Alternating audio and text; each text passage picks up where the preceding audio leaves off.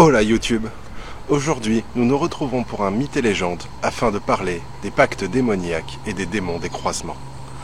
Il est simple pour une personne, par une magie quelconque, d'obtenir le bonheur, en tout cas ce qui le représente à ses yeux, à l'aide du diable, d'un démon, d'un talisman, autre chose, mais en tout cas, dans tous les cas, le prix à payer, c'est son âme. Et la personne ne se rend pas compte de l'importance de l'âme au moment du pacte, car cela signifie qu'elle mourra.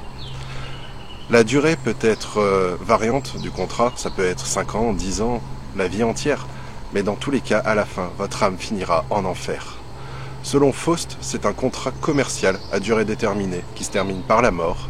Pour d'autres personnes, c'est une mort immédiate, car l'âme est tellement importante que vivre sans, ce n'est pas possible.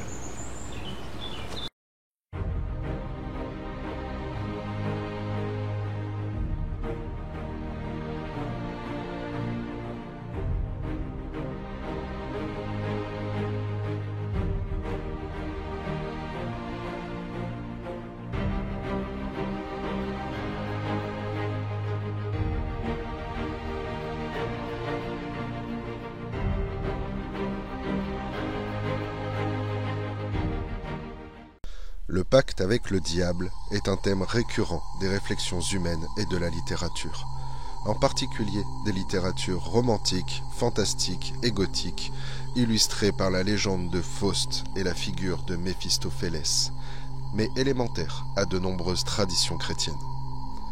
Selon la croyance traditionnelle sur la sorcellerie, le pacte est noué entre une personne et Satan ou un moindre démon. La personne offre son âme en échange de faveurs diaboliques. Ces faveurs varient selon les contes, mais tendent à inclure la jeunesse, la connaissance, la richesse, la renommée ou le pouvoir. Les démons des croisements sont des démons commerciaux. Ils achètent les âmes pour les amener en enfer. Ils réalisent le souhait de l'humain qui fait le pacte et en échange, il devient le propriétaire de son âme.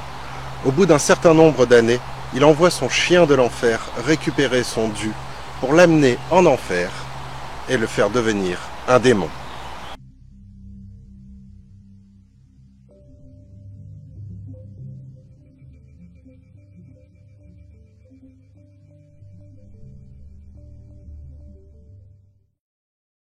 Dans les légendes de pactes démoniaques les plus connues, il y a la légende de Saint Basile, racontée par Hicmar de Reims au IXe siècle, mais datant en réalité du 5e.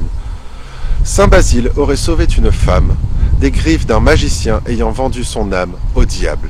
Ce dernier aurait confirmé cette vente par un pacte. Il y a également les miracles de Théophile, racontés par Rudebeuf au VIe siècle, mettant en scène Théophile d'Adana, ayant vendu son âme au diable pour récupérer son évêché. Une des premières apparitions du thème, peut-être même la première, s'est déroulée en Alsace, dans l'abbaye de Molsheim. En fait, les jésuites, ils avaient représenté donc, des scènes de miracles qui s'étaient passées en 1613, et parmi ces scènes, il y en avait une avec une cigogne par rapport à l'histoire d'un étudiant qui aurait fait un pacte avec le diable. Le problème, c'est que de nombreux jésuites qui étaient là-bas ont commencé à représenter ces peintures et à vouloir les réaliser. Et du coup, ils ont aussi témoigné avoir pactisé avec le diable. Ils ont donc tous été jugés pour sorcellerie et brûlés. Mais ce qui marque énormément cette histoire, c'est le nombre d'enfants qui ont été victimes de ce sort durant ces années-là.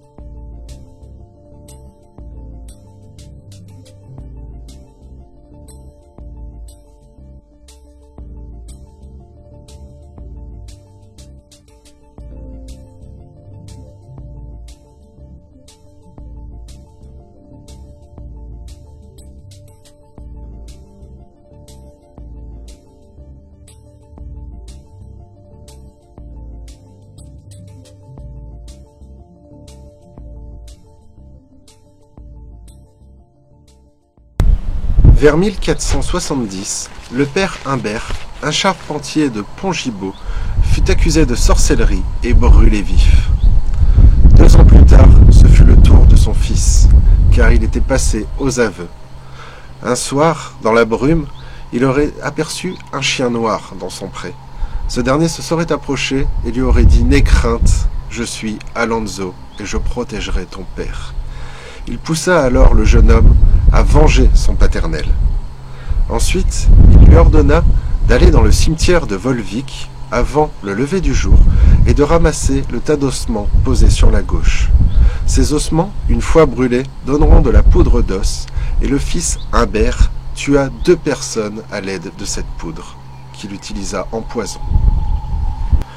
Une nuit, le chien noir emmène le jeune homme au lieu dit La Garde. Il arrive autour d'un feu où plusieurs gens des alentours se réunissent autour d'un géant qu'il vénère. Il lui donne un cierge et il doit faire le tour avec eux. Ainsi, il conclut son pacte avec le diable. Ses aveux faits, il pense finir au bûcher comme son père. Il essaye donc de se fracasser la tête dans sa cellule et est donc aussitôt enchaîné. Il prit alors la paille de son oreiller, se la mit dans le nez et se laissa saigner jusqu'à ce que mort s'ensuive. On accusa ensuite le seigneur de Pongibaux d'avoir fait cette supercherie pour éviter les frais d'un bûcher.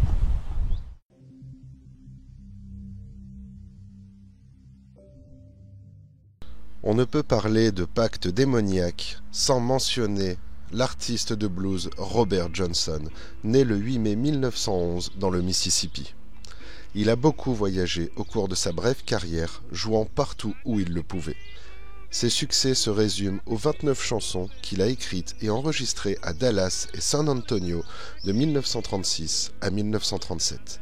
Johnson a été véritablement reconnu lorsque son travail a été réédité d'abord dans les années 60, puis dans les années 90. Mais une grande partie de la vie de Johnson est enveloppée de mystère. Robert Johnson est considéré comme l'un des plus grands interprètes de blues de tous les temps. Il a inspiré par ses musiques de nombreux et prestigieux artistes du XXe siècle, comme Bob Dylan, Eric Clapton, Led Zeppelin ou même les Rolling Stones, pour ne citer qu'eux. Mais il ne doit pas sa gloire uniquement à sa musique. En effet, la mythologie autour de Robert est très vague.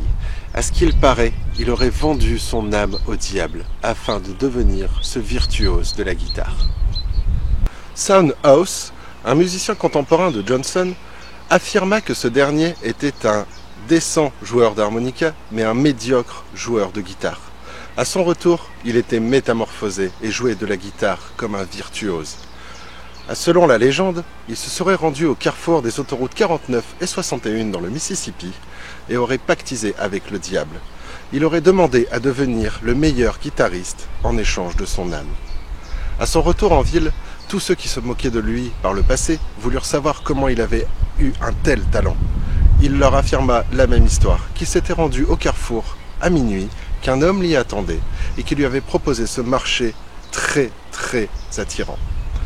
Il donna alors sa guitare à l'homme, qui était sans doute le diable. Il lui accorda et lui rendit, et depuis, il devint un génie de la guitare. Encore plus étrange, il semble que Robert Johnson ait lui-même entretenu son mythe. Dans au moins 6 de ses chansons, il y a des traces ésotériques ou paranormales. Il parle du diable, comme par exemple dans Me and the Devil Blues, où il dit « Le diable et moi marchions côte à côte », ou encore dans Hellhound on My Trail, où il dit « Je dois continuer de bouger, je dois continuer de bouger. Le blues s'abat comme la grêle, le blues s'abat comme la grêle, et les jours ne cessent de me préoccuper. Il y a un chien de l'enfer à mes trousses. » En sachant que le mot Hellhound, qui est dans le titre, est le chien de l'enfer. C'est une créature mythologique qui vient chercher les âmes à la fin du pacte. Après une carrière éclair mais flamboyante, Robert Johnson meurt en août 1938, à l'âge de 27 ans. Il aurait été empoisonné par le mari d'une femme qu'il fréquentait. De fait, il deviendra le premier musicien du club des 27 à mourir prématurément. Nombreux des croisements de nos routes sont protégés d'une croix. Vous savez à présent que ce n'est pas un hasard. Maintenant que vous connaissez l'existence des pactes démoniaques et la possibilité que cela peut offrir, ne vous attardez pas dans les croisements la nuit, à moins que vous soyez prêt à vendre votre âme au diable. Hasta luego.